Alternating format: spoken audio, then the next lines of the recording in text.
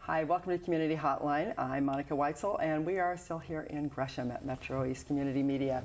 Now, for our next two segments, we're actually going to be talking with the Citizens Utility Board of Oregon, often referred to as Cub.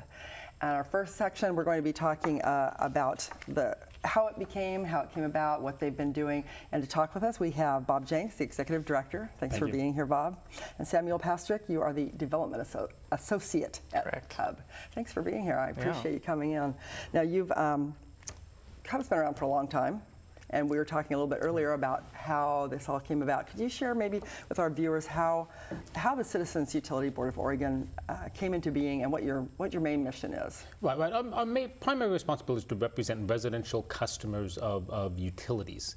And when you say utilities, it's all utilities? Well, electric, gas, telephone, primarily the regulated utilities that are regulated by the state, but we're now also doing the City of Portland sewer and water, so we've extended our range into that.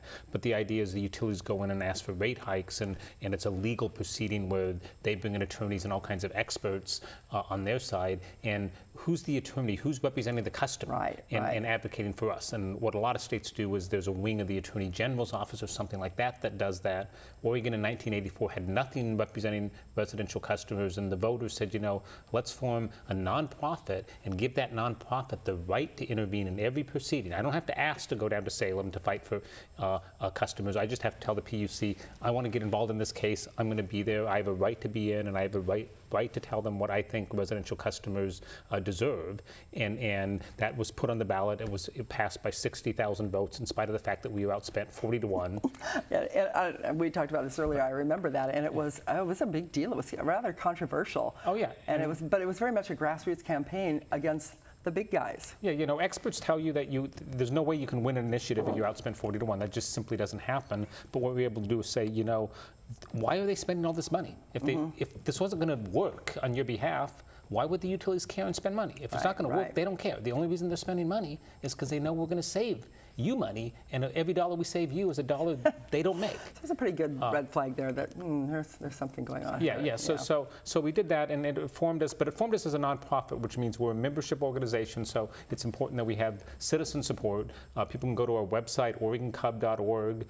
If they like what they hear today, if they like the work that we do, we really do rely on donations and citizen members and contributions to fund that work. So you can also talk to me directly about it. Because you're the development associate. That's right. That's right. So one of the many things that So the funding comes from private donations and from memberships? From private donations, from memberships. Some of the work we do at the Public Utility Commission is we can get recovery of our costs for, so we can submit a budget and get intervener funding for. Some of our work can't. None of our legislative lobbying can we get any funding for, and so we have to do that. And then there's some work that we've been able to do that we can attract foundations and go to foundations and say, you know, we want to do this and make the case for it. But the base has always been those citizens who support us, and that's also a legitimacy. If we can't show that residential customers support us, how can we speak for residential customers? Because you have to represent there. I think the way that I always use to describe it is customers can come together to pool resources to essentially hire us, as Bob said. And I think that's kind of a good way of thinking about it. That's a good way of explaining it. Yeah, that is. So what about volunteers? Do you have opportunities for volunteers to work with? Oh yes, over the years we have had some amazing volunteers from people who, I mean, for years our primary bookkeeper was a volunteer. She was just this wonderful retired school teacher who set up a great bookkeeping system. I mean, our auditor was just amazed at what she did. That's great. Sounds like our bookkeeper in here. Excel spreadsheets and things like that. So we've had great volunteers, from intense ones like that to other people who will just volunteer by writing letters to the legislators and contacting and sort of being political action volunteers. So it's if people have time, again, they can contact Patrick, they can contact folks at our office, and we can always use help.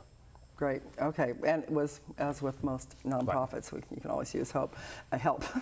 How are we doing here tonight? How about the things that you've accomplished over the past few years? Right. Because there's been some huge, big ones, huge advancements in. Right. No, I feel actually proud about the work we've done. We've been pretty successful. I mean, first, just on basic keeping rates affordable.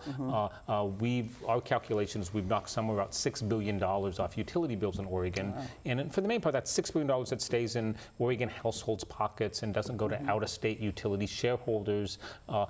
And it's good for the economy, but it's really good for Oregon families. I mean, that's we can't afford those kinds of higher bills. And then we've had a real impact on policy. The last few years, there's been a lot of work around climate change with our electric utilities in particular. 10 years ago, I was fighting Pacific Power, who wanted to build 3 new coal plants with Oregon ratepayer money. Wow. And it seemed like with what we know about climate change, investing in billions of dollars, and these would cost billions of dollars, in coal plants that would need to run 50, 60, 70 years in order to return their money was a pretty dumb idea. And so and you told them so, didn't you? Yeah. No, we told them that, and so we fought that, and that led us to say, you know, if investing in a new coal plant is a bad idea, investing in an old coal plant is probably a bad idea. And so when PGE in 2009 proposed investing $500 million in Boardman to retrofit it so it could run until 2040, and Boardman's the only coal plant that operates in Oregon. We said, wait a second, let us look at that, and we examined the economics, we examined the regional haze rules, the clean air rules that were requiring the upgrade, and we concluded, you know, a better alternative would be to run the plant until 2020, not do the pollution control, and then shut the thing down. And the EPA will allow you to shut a plant down rather than install the pollution control. So we think we can avoid this $500 million investment, get a few more years out of this coal plant, not very much, but a few more years, and then shut it down. And hopefully we'll be shutting down ahead of greenhouse gas regulations and save customers a lot of money. And we got the utility to actually model closing it in 2020.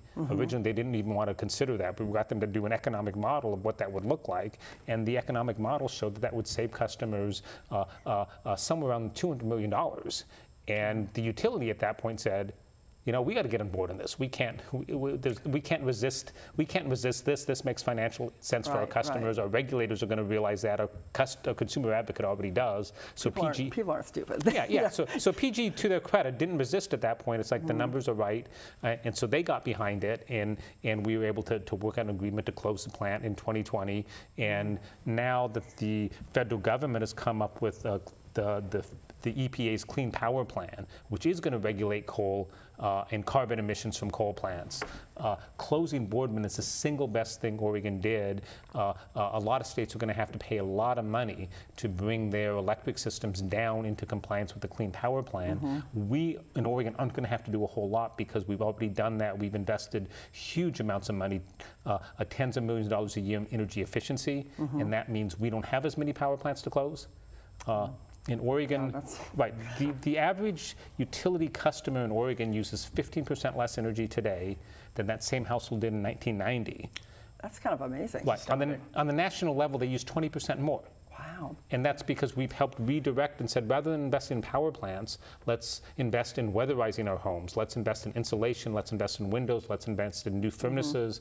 And let's make our electric use efficient. And it's the right model. And it's saved us huge amounts of money. And again, it's helped us prepare for the world where carbon's going to be what we knew was always going to happen. Well, yeah, and Samuel, you were nodding through that. So when you're doing development work,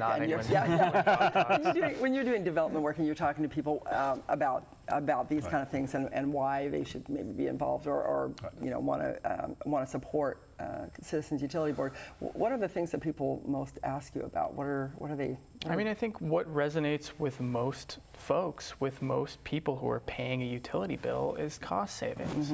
And, you know, I think when you get into a lot of these conversations about federal regulations and how they affect the states, you know, some of that just, you know, whoa, that's a lot of information coming at me. Some people's heads, and but at the end of the day, what matters most to most people, certainly what matters most to me, is how is my pocketbook affected. So, you know, my job as someone who works on the communication side of things, as well as Bob's, is to talk about these issues in a really, really accessible way, because once you break them down, like any big regulation, they become digestible. You break them into pieces and they become digestible. Right, and citizens shouldn't have to have expertise in energy planning. That's why you're. That's why we're here. Exactly. Instead, they should be able to have us do that for them. Right. And that's the whole idea. Is if citizens come together and fund us, we can develop the expertise that's necessary and do that. And you don't have to worry about, is a water heater program more efficient and more cost effective than a new gas plant? Let us worry about the economics and push the right things for customers. So that makes it so much easier for everyone. So, you were talking about about PGE, and then you were involved with the Enron thing and all that. Yes. It was a nice big scandal and mess. What are some of the other things? What about the Energy Trust of Oregon? You were involved with that? Yeah, the Energy Trust of Oregon, the ETO, they're an amazing program. In the 1990s, we saw a lot of utility energy efficiency programs that, quite frankly, weren't very good. We used to joke that for a utility, the best energy efficiency program is one that doesn't actually save any energy, but has lots of advertising because they like their name associated with energy efficiency because customers think it's good. Right. But they didn't really want to save it. So we were able to switch the funding and switch our energy efficiency programs to an independent nonprofit of people who are really experts, really understand this stuff. And so the ETO delivers energy efficiency programs for most of the major utilities, PGE, Pacific Core, Northwest Natural, Cascade Natural Gas. We think we'll add Vista Natural Gas this year. And so it lowers overhead because one entity is doing it for several different utilities. So you don't have to worry about, I call Northwest Natural for my furnace and I call PGE for my hot water heater. So there's one place to do it, but the ETO is really good. They do some of the best analysis in the country, and we then fund up to the level that they say is cost-effective energy efficiency in the state. And the consequences are, if you're a PGE customer, 5.5% of your bill is going towards energy efficiency investment, probably the highest in the country. I can't find anyone higher, but that's all much cheaper than investing in new resources, and is saving us a lot of money. Bills are considerably lower because of those investments than they would otherwise be. And for somebody who's taken advantage of some of those programs, my home is also more comfortable. I mean, the insulation doesn't just lower my bill; it gets rid of, it makes it less drafty, and does a whole lot of benefits that I quite frankly like. Yeah, as we all do. Before we run out of time in this segment, who are some of the other partners that you have in this? So you work with the Energy Trust of Oregon. Do you have other organizations that you partner with? Yeah, we work, when you look at increase, it was interesting because in the 1990s when I started this work, nobody really cared about energy policy. The environmental community was all off on sort of wilderness and other issues and endangered species and things. Now with climate change, there's a whole host of groups. Half the public interest groups in the state are involved. So we work a lot with environmental activists who care about climate change issues. We work with industrial customers and other customer reps who care about rates and some of the misdeeds of utilities. So in any particular case, we may have a number of coalition partners, but they may sort of shift from case to case depending on what the issue we're working on, who sort of naturally lines up and works with us. But there's always more power in putting together a coalition and having support from other folks and making the case as a group. So. And at the end of the day, our members are our partners ultimately. Well, yeah, that makes sense. Yes. You're representing them. I know out here in Gresham they have the wastewater treatment plant out here that's a net zero wastewater treatment plant, which is a big deal here in Gresham because they're putting saving a lot of energy. Oh yeah, that's actually a national model. I mean the Gresham what they're doing here is known well outside of Gresham. Right. You're right. Yeah, it is, and we'll be working with them too, trying to teach school kids about that, about what's going on, teach them as they're growing up that you need to be aware of those things. The climate change wasn't a big deal when I was a kid. Nobody ever talked about that. You didn't know about it. So the work you're doing is really important. What else do people need to know? You do a lot of advocacy work, obviously, and you do and you speak for the people. What would you say is the key thing that you are most proud of after all these years? What is it, 30 plus years? Well, Cub's been around since 1984. I've been there since the early 90s, so I can't claim that I've been there the whole time. To me, it really comes down to, we made a decision, I think in the early days of Cub, that Cub was the words we've used, we're going to represent people's values, not just their pocketbooks, and we're going to represent their long-term interests, not just the short-term interests, because we see a lot of people get involved in rate cases trying to say, okay, I just want to keep this rate hike lowest as possible, in spite of the fact that I'm pushing costs into the future and things like this. And the reality is, I think in our mind, utility planning, where you're saying, what's the right set of resources for the next 50 years, is how you get the lowest cost in the long run. Generations ago in the Northwest, people built this hydro system that's done amazing things for us over the years and has really been the low-cost, clean power source that's been the base of our economy in the region. And we've got to think long-term, and we've got to have some vision. We've got to say what's going to provide that low-cost base, what's going to be affordable, what's going to be clean in a world with climate change and carbon regulation. And what do we not want? The world that we're going to have, that's where the investments we make today won't operate today. They're going to operate over the next decades. So let's do the right thing. Let's be good thinking. And so we really tried. To me, what I feel most accomplished about is we've really, I think, helped change the nature of utility regulation in Oregon, where it's long-term thinking, it's forward thinking, it's trying to do the right thing over the long run. And by doing that, that's going to give people both cleaner resources and much lower rates and much lower bills, not just for the next year, but for the rest of their lives. Yeah, that's great. We're out of time for this segment, but I appreciate you telling us about all this. But we've got a lot of stuff coming up in the future. Yeah, a lot of information. And so if people will just stick around, we'll be right back in a few minutes, and we can find out what you've got coming on in the future and how people can find out about it. So don't go away. We'll be right back.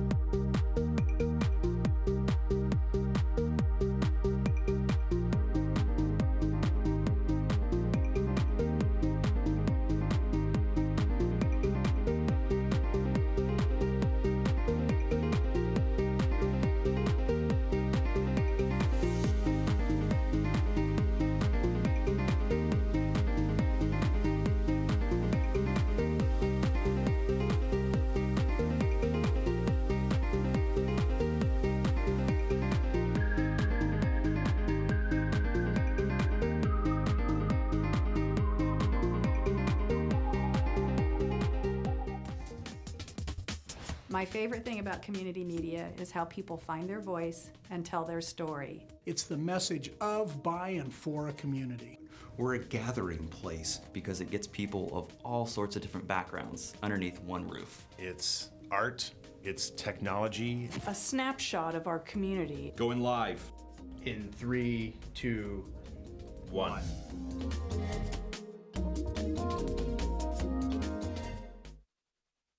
Time to address a few facts about the state of Oregon. It's common knowledge that Portland is ranked among the most creative and innovative workforces in the country, and Portland ranks second among all U.S. cities in volunteer hours.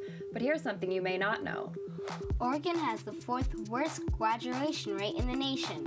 But together, we can change that. Big Brothers Big Sisters has a solution.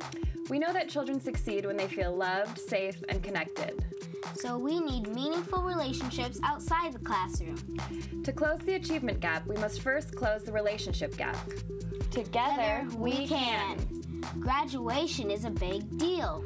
By supporting Big Brothers Big Sisters, you can help our children find the meaningful relationships they need to finish high school strong.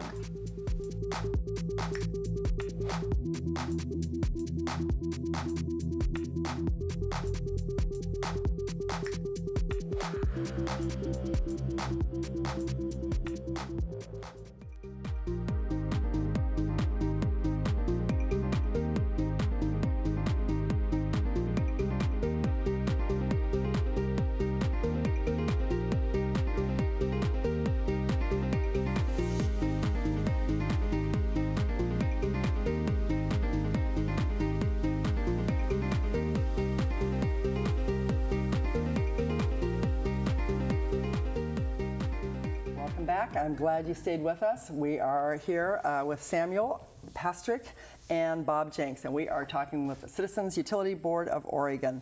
So there's a few things that I had questions on. One is, you talked a little bit about coal, Bob. Coal to clean, what is that?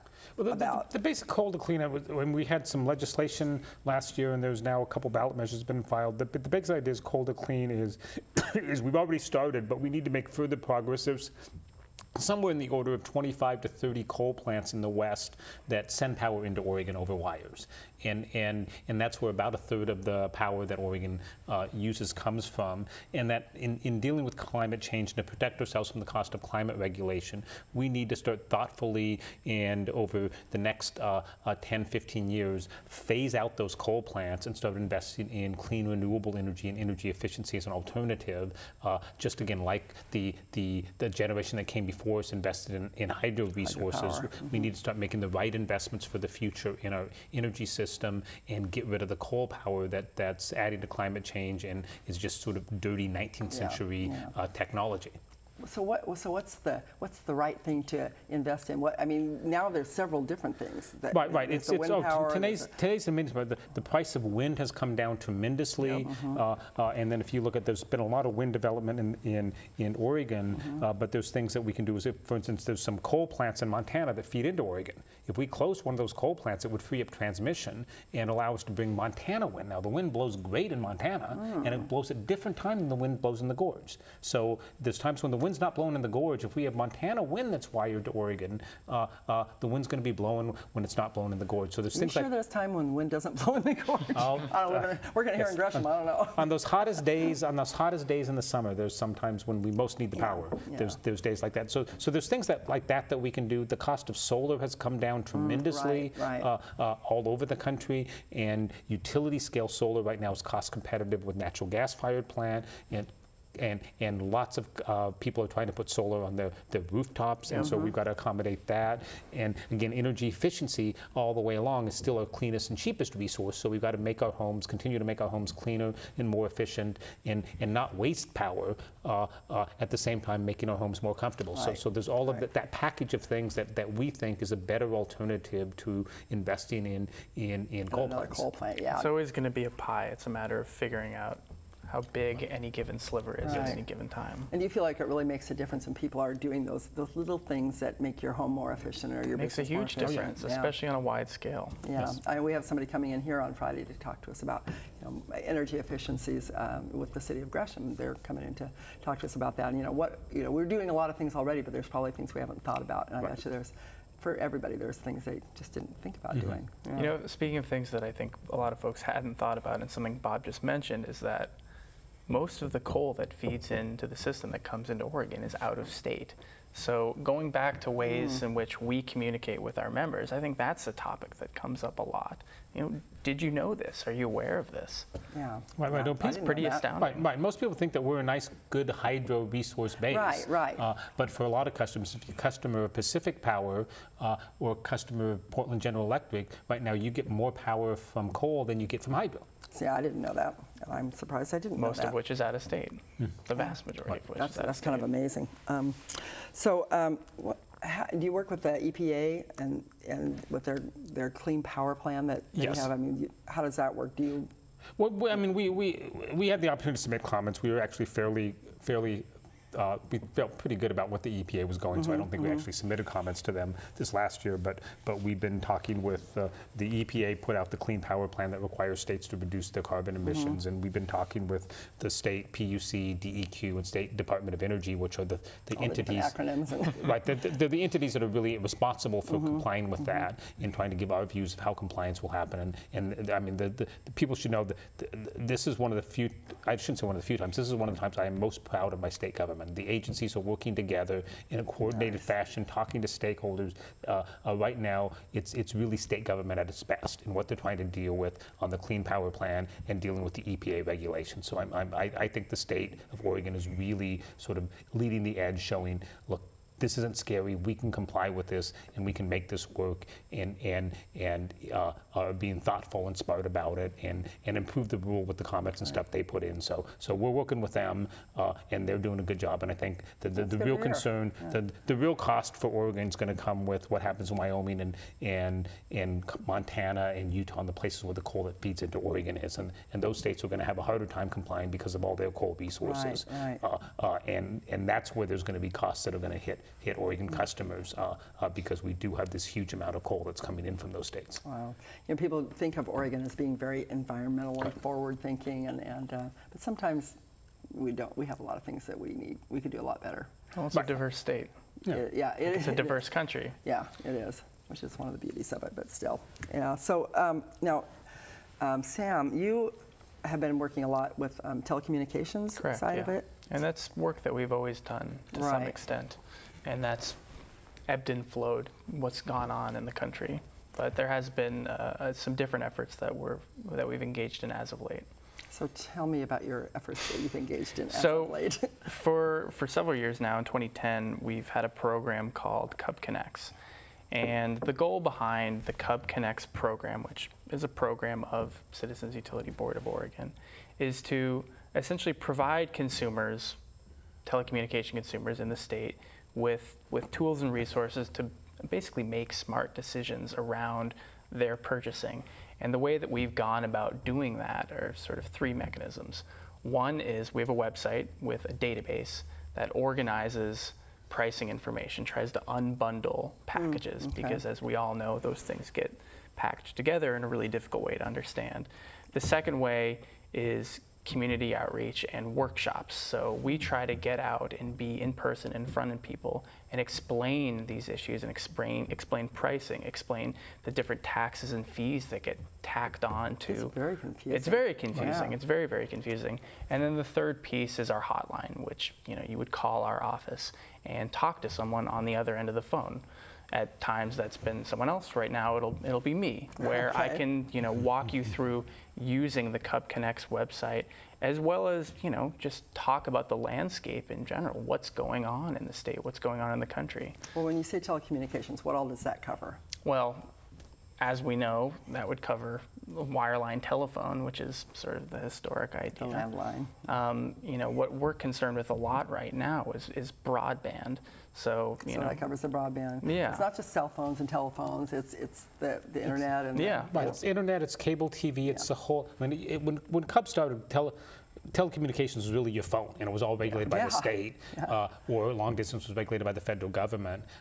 Now most of what I pay every month in telecommunications is unregulated, and so the whole idea of Cub Connects is consumers who are dealing with this unregulated new market that they don't have any sophistication in needs help. And there's few people you can talk to who aren't trying to sell you a product. And bundling it, like you said, so that you have to get your phone with your cable. And, and if you call Sam, he's not going to try to sell you a product. He's going to try to help you figure out what's right for your needs. It's true. The number, yes. Oh no, we'll show the number at the end. Yeah, that's a huge help, because people get overwhelmed, they get mad.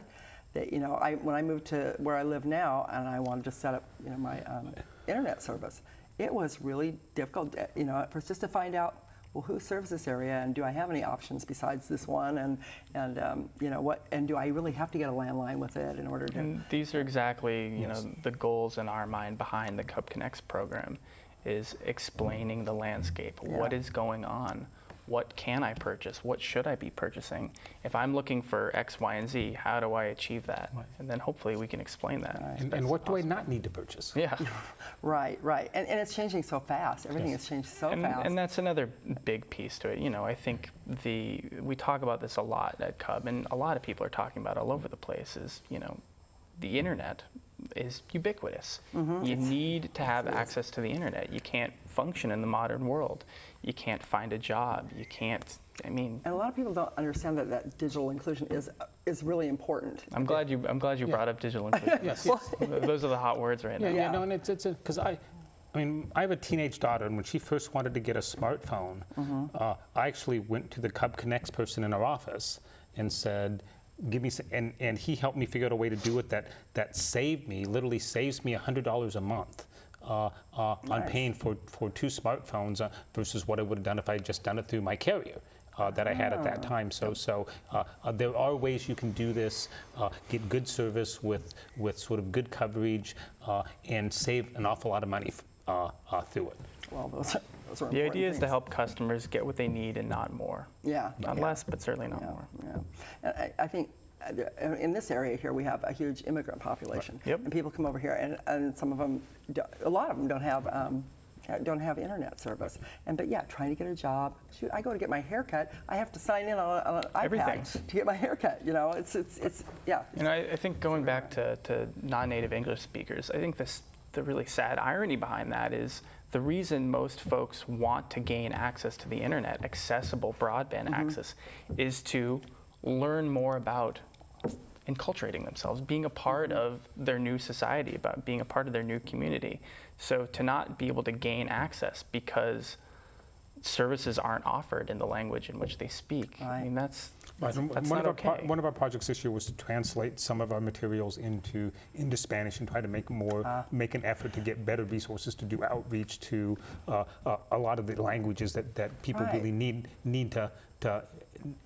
services from in Oregon. Yeah, we've started doing our workshops here in Spanish because there's a huge Spanish-speaking community. But Reynolds High School has 84 different languages spoken in it. Yeah. I mean, how do you even begin to cope with that? That's really overwhelming. And if you can at least hit up some of those, some of the more popular ones, Russian and Spanish and different ones. Vietnamese, Chinese. You're making inroads into helping that community. Yeah. What's been the most difficult thing to explain to people, do you think? And like when you're explaining bills, and how do you go about doing that?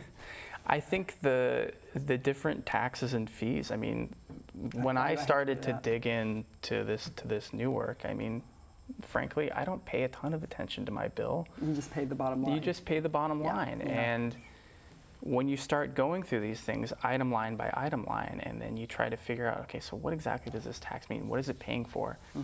And that's an important piece that I'm interested in explaining to people, because there are programs that your fees feed into that are really important for other folks. You know, the Lifeline program is a good example, which is a federal program that offers telephone service at a discounted rate for low-income folks or folks with disabilities or a whole host of other things that are going on. So you have some workshops coming up that you're going to be explaining. So we've been able to establish a pretty neat partnership with Free Geek, and I'm sure a lot of people are familiar with Free Geek. So we do have 3 workshops coming up. One is this Saturday at their headquarters in Southeast Portland. So that's the 17th. Yeah. Yes. Yeah. This Saturday is the 17th, and that's from 11 to 12. And then we have another one coming up in November, which is the 14th, and then December 2nd is the 3rd this year. December 2nd. Yes. Okay. I had that on the 12th, so I'm. 12th. Is it the 12th? You're right. Okay. You're right. Okay, good. Yeah. Don't want to give out the wrong information. No. So these are free. They are free. Free workshops, and people can free come. Workshops at Free Geek. I will be there. You'll be doing that, and you'll be explaining. Just. So this initial workshop is, I've described it as demystifying your phone and internet bills. So a lot of the things that I just discussed is that I'll basically go through, how to pick a plan, how to meet your needs, and then go through those prices and fees one by one and describe exactly their purpose. That's great. Do people bring their bills down? They can, and I strongly encourage that. Okay. There's a lot of folks have things on their bills that they don't need. Yeah, I'm sure that's the case. And that they've been paying for months. My wife once went to an office, started working in an office, and was something about the phone bill, and they had been renting a phone from GTE since the 70s every month. And they probably hadn't had it for years, right? Right, and they probably had bought a phone over the years and still kept paying the rent, and they had bought the cost of a phone probably 100 times over, but nobody ever realized, wait, I don't have to pay this. And if nobody ever asks, well, then who's going to say anything, Exactly. Yeah. So are all 3 workshops the same thing, or are they just one build on the other? These first 3 workshops, and this is a program that we're trying to start up again pretty heavily here. So these 3 workshops, the one this coming Saturday, November, and December, they will all be on these topics of demystifying your phone and internet bills. And then I'll also go through the consumer complaint process, which is a whole other thing to describe to people. Yeah. If you do have issues, where do you go? Who do you bring these issues to? And so there are basically 2 major channels that you go through. You would go through either the FCC directly, and they have a new consumer help center, a big website. It's pretty easy to use. And then the Oregon Public Utility Commission as well. So there's 2 separate processes, but even within those, and if you don't know which one to use, you don't know which one to use, what sort of concern do I have? Can I go here? Can I go here? Is it even worth it to me to Exactly. complain? So that's another topic that I like to talk with. Some people have questions. You're the man to see this Saturday. I'm the man to see about it. Yeah. Free Geeks down on Southeast 10th. Yes. And kind of off a Hawthorne area there. Yeah. Okay. Good. We're just about out of time. Any last words? Anything we should know?